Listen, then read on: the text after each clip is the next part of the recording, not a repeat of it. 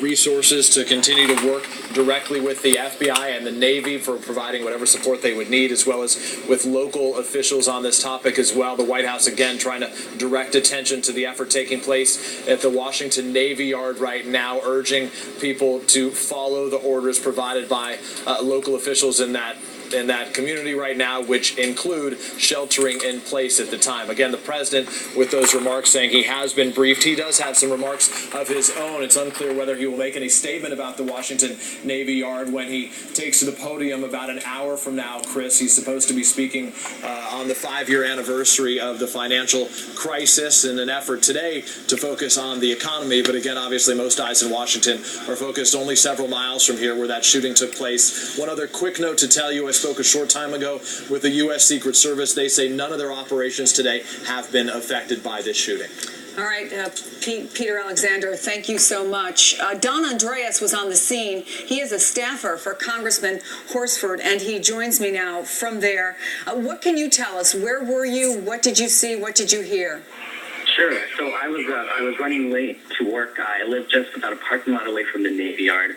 As I go downstairs, I notice a swarm of folks dressed in civilian uniforms from the Navy. I stopped to ask what's going on. I'm trying to get to work. And they said, there's an active shooter. You should probably be safe. Stay inside. I proceeded to go to my car and drive into work. As I come around the corner, I noticed, folks are definitely scared. I see police boats in the water.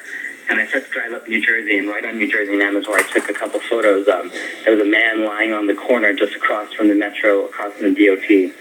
And you see people are definitely scared. The police are just arriving. They're putting the caution tape on. I don't know what happened to the man. I don't know if it's related.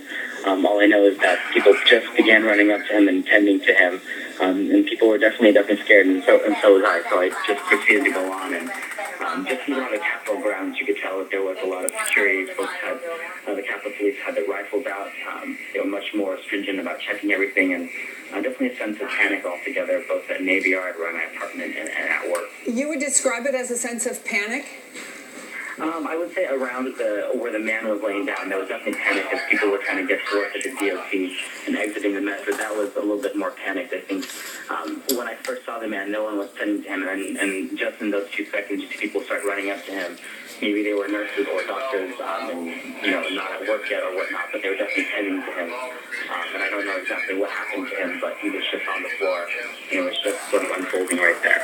Is anything being said at the offices where you are? I mean, are there any extra, obviously, going in and out, people who haven't been into these Capitol buildings, there's, pretty strong security on any given day, but beyond that, is it business as usual? I think it's business as usual. Things seem pretty normal. We're on a recess day, but there's definitely a lot more Capitol Police visible. They have a lot more weapons out, and so I think that you get that sense of tension. People are definitely aware of what's happening just a few blocks south of here. All right, thank you very much, Don Andrea, who it was an eyewitness and a staffer there on Capitol Hill. I'm Chris Jansing. It is 31 minutes past the hour. We are following breaking developments on that deadly shooting rampage at the Washington, D.C. Navy Yard. You can see the scene there, the number of emergency vehicles. NBC News says a senior naval source tells us 4 people have been killed, 8 more wounded. The source also says that the shooter is down. We also have conflicting report from NBC station WRC, sources that tell WRC there may have been 2 shooters. But again, the latest information that we got from Jim Miklaszewski from top naval officials who are actually inside that building is that the shooter has been cornered. We also know that he was heavily armed. Washington Hospital Center says it has received the wounded. In fact, we saw some of them being taken by helicopter, airlifting the victims, rushing them in for treatment. And schools in the area have been on lockdown since this all started. It all started to unfold at about 8:20 this morning when 3 shots were fired. Initial reports were it took about an hour and 10 minutes for them to get to the gunman. U.S. Capitol Police, as we just heard, have increased their presence all around the Capitol building as a precaution, and air traffic has been temporarily shut down at Reagan National Airport. Let's bring in NBC's Jim Miklaszewski. Jim, what's the latest you're learning? Well, senior Navy officials tell NBC News that at least a dozen people were shot in this shooting rampage at the Navy Yard, and that four are reported to have been killed. Now, those shot include a federal and a civilian police officer. The scene described to Navy officials as being so chaotic that one individual was hiding under his desk on the telephone and described in real time how the gunman walked up to a base police officer on one of the upper floors and opened fire, seriously wounding that officer.